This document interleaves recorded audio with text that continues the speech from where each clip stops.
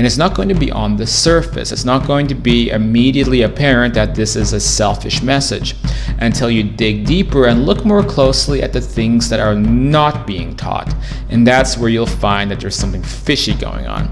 And generally speaking, especially people who are looking to become some kind of guru, there tends to be an element of narcissism involved, and how deep that narcissism goes will also affect the message. So if it's a high level of narcissism, you'll be bordering on sociopathy. And when somebody like that is attempting to teach wisdom, you'll find it's wisdom coming from their own mind, which tends to be devoid of the thoughts and empathy and feelings about other people, because that's how they operate.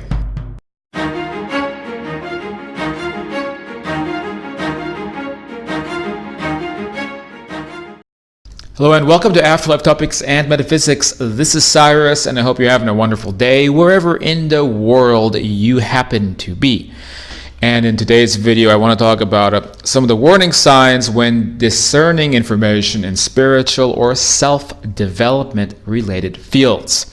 So I consume a lot of information in these areas, and I did a lot more in the old days. When I was a young man, there was a lot of different materials, whether that's allegedly channeled books, Jane Roberts' Seth material, to, Tony Robbins, for example. And this stuff was very influential to me when I was a teenager, when I was going into university, when I was a young man.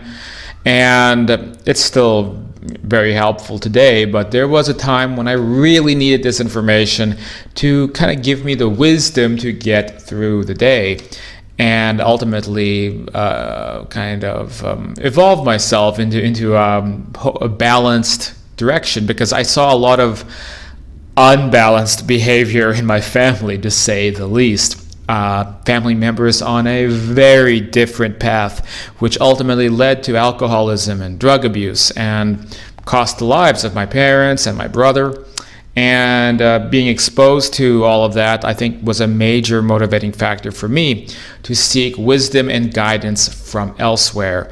And I know many other people are on the same boat, but I worry because there is some real pitfalls that you can get caught up in if you're not careful. Before we go further, if you think that this video is important and other people can benefit, go down and hit that subscribe button. We'll do that anyway, but like the video, share the video, leave a comment down below. Helps keep this channel relevant in the eyes of YouTube and their infamous algorithm. All right, so to continue. So as I was saying, a lot of works were very influential to me, and this was a combination of not only spiritual topics. I mentioned Seth, Silver Birch, and some of those kind of spiritual philosophy books, but also the more nuts and bolts self-development work. Personally, I was very, I guess you could say, shaped by some of the thought leaders in men's self-development. There's a book called No More Mr. Nice Guy by Robert Glover, and basically teaches men how to be more authentic, not build this fake nice guy persona, and come from a place of authenticity and your kind of genuine personality, which in many ways is the opposite of a lot of these new age teachings about avoiding negative feelings and things like that. So you find that there's a lot of very educated people in psychiatric fields who are very aware of what really does work. And even if that information is a bit mainstream, a lot of these people, there's proven areas about what actually helps correct people's bad behavior, bad habits, and leads to more meaningful lives, more authenticity. So I do want to give that shout out to the book No More Mr. Nice Guy, very influential on me when I was a young man. And I can mention a lot of other authors too if I took some time to think about it. But ultimately, the main purpose is to make me more balanced, more loving, empathic, while also more genuine and not living a life full of shame or guilt or fear about things I really shouldn't have those feelings about, or creating a fake persona, a fake Cyrus that I use to manipulate people. And it's so easy to fall into those traps in life. But as I said before, it's just coming from my background, seeing so many people in my family who were not seeking guidance from the right sources, from the right authors, from the right people. Like, they weren't even doing this at all, often because they had this ego problem, like a real ego, the true ego, which is like a fake self, or a sense of arrogance, or an arrogant persona that they've created that thinks they're the best, thinks they know everything. And so they took up that attitude and decided, oh, well, I don't need any guidance, I don't need any help in these areas because I have it all figured out. And most of the time that is not the case. And so while, at this stage in my life, I'm not wealthy, I don't have some huge house out here in Bangkok, maybe I don't have as much material success, but I have a lot of kind of interpersonal success, which in many ways is more valuable. All the money in the world can't buy that type of thing. So to get to the main point of this video, given that I've consumed a lot of this information, what are some clear signs that information might be leading you into the wrong path? And I've identified a couple of very clear things that means that you should really think twice about what it is that you're consuming before you begin implementing it. So the first point is, if the information doesn't have any kind of message that involves helping other people, or essentially leading a life that is of some type of service to other people. So obviously, and this is something that you do hear in, I think, books that do have wisdom, that you have to work your own problems out before you try to work other people's problems out. And I totally agree with that. But the idea is not to completely disregard people around you. The idea is to build yourself up to a point where you can build other people up as well. And ultimately in life, things get very meaningless if you're not on some kind of a path of service to other people. And this includes on a business level too. If you have a business and it has no service to others, most of us, we burn out. So this is why so many people who have jobs that seem to be more related to being predatory against people, and this includes a lot of jobs in finance, I see those people burning out at some point, because not only are they not being of service to other people, but they're actually taking from other people. And this has a huge emotional, energetic effect on us that really hurts us. And it becomes just too tiring for those of us with normal empathic ability to be pushing against that. And you burn out, right? So unfortunately, I found that there are certain teachers out there with a very selfish sort of message, and it's not going to be on the surface. It's not going to be immediately apparent that this is a selfish message until you dig deeper and look more closely at the things that are not being taught. And that's where you'll find that there's something fishy going on. And generally speaking, especially people who are looking to become some kind of guru, there tends to be an element of narcissism involved, and how deep that narcissism goes will also affect the message. So if it's a high level of narcissism, you'll be bordering on sociopathy. And when somebody like that is attempting to teach wisdom, you'll find it's wisdom coming from their own mind, which tends to be devoid of the thoughts and empathy and feelings about other people, because that's how they operate.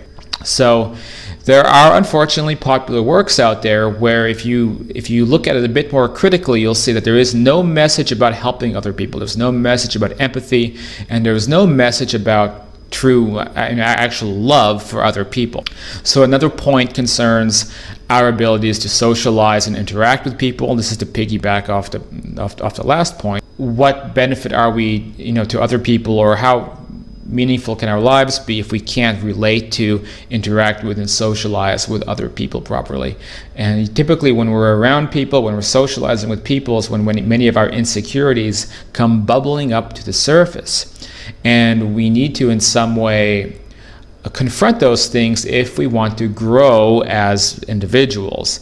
And so when there's a teaching that encourages just being a hermit and not interacting with people around you at any point, I'd be very suspicious about that. If you are a hermit and you're afraid to make friends or talk to people, like I'm not going to be on board and say, oh, you're just an introvert, because I'm a bit of an introvert too, believe it or not. I don't seem like one at all, but it's also because I've studied a lot of these works and I know the great value in interacting with people, meeting new people, socializing, although many times I prefer to actually be alone. Why do you think I can travel so much and still be happy? Pop psychological status like introvert never held me back, and it shouldn't really hold you back. And so be careful of teachings that just keep you in your comfort zone like that and reinforce what could be issues that maybe you need to work against, or that you need to step outside of your comfort zone.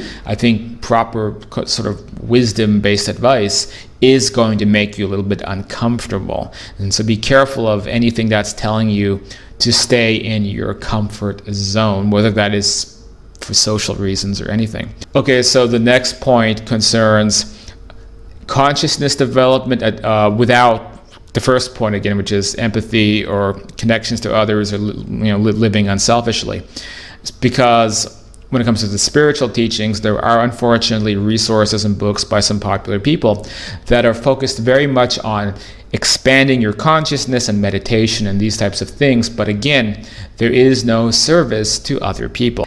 So I'm going to kind of be a bit controversial and say that you can meditate in a mountain or meditate in a cave for the rest of your life, but your life could still be really a waste if it's just you exploring your own mind, your own consciousness, but you're not actively truly raising your quote vibration by going out there and being nice to people, being good to people, bringing other people's spirits up, and being of that service and interacting in the world and confronting life's challenges and lessons and tests and passing those tests, passing those trials, which really is the thing that can bring meaning in our lives. So there's people who teach spiritual concepts, and all of it is based just on raising your consciousness and meditating and whatnot, and those are all valuable things, but there's an imbalance that happens if that's all you're doing. You have no service to other people, and that imbalance can manifest actually as, again, like I mentioned before, burning out a little bit, not being able to keep doing that because you're not actually creating meaning. And unfortunately, there's elements of Buddhism that I think are very guilty of this, because instead of helping the world, helping other people, learning compassion, learning empathy, learning love, which, by the way, a lot of Buddhist teachings really emphasize. There are certain paths in Buddhism. They de-emphasize those things and encourage just abandoning the material world, including the people in it, and focusing on nothingness, focusing on emptying the mind, consciousness, meditation, without interacting in the world. So it's kind of like encouraging people to become hermits, and I don't think that this really helps anybody. I think that you could spend your whole life just meditating and whatnot, and you can still be, frankly, a prick to everybody around you, to all your friends and family and workmates, and in that person's mind, like, they're a highly conscious spiritual person, so they don't care if they're being a prick. They can't just get along with people because they've spent so many years meditating and practicing Zen or whatever it is. Well, those teachings obviously mean nothing because look how you treat the people around you. So unless you're actively learning to be a better person to other people, I really think that those teachings are meaningless. Of course, the people who teach that kind of stuff are themselves hiding from their own shortcomings. So they refuse to look at their own problems, and so they encourage other people to do the same thing and become hermits and just focus on consciousness and nothing else. And I've seen this in some very well-known authors who completely neglect the whole idea of raising your quote vibration the proper way, which really is done through learning love and empathy and kindness and interacting with people and being of service. Instead, they think that you can kind of hack the system by just raising your consciousness by doing a chant or doing some kind of mantra, and then that's all you have to do, and then you can skip all the actual self-development work and go straight to the finish line. But that finish line is fool's gold. Even if you can temporarily get there through some trick or through some meditation or through some chant or whatever it is, you're not going to stay there because you haven't created a true blueprint in your consciousness to become a better, stronger, and more empathic, loving person. You're creating this kind of hollow shell around yourself. And to tie things back into the beginning of the video, I mentioned books like No More Mr. Nice Guy. I think that these are useful books. It's a good book. Even if you're a woman, I think you can still benefit from the book.